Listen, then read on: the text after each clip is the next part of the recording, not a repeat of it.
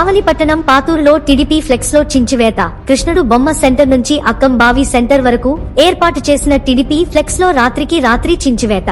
ఇటీవల వైసీపీ నుండి టీడీపీలో చేరిన పాత ఊరు నాయకులు తదితరులు ఆకస్తోనే వైసీపీ రోడీ మూకలు ఫ్లెక్సీలు చించారని టీడీపీ నేతలు ఆగ్రహం. కావలి పాతూరులో తీవ్ర ఉద్రిక్తత వాతావరణం. గతంలో ఫిర్యాదులు చేసినా పట్టించుకోని పోలీసులు అదుపు తప్పుతున్న లా అండ్ ఆర్డర్. మరి కాసేపట్లో స్థానిక పోలీస్ స్టేషన్లో ఫిర్యాదుకు సిద్ధం. ఈ వివాదం ఎంత దూరం వెళ్తుందో వేచి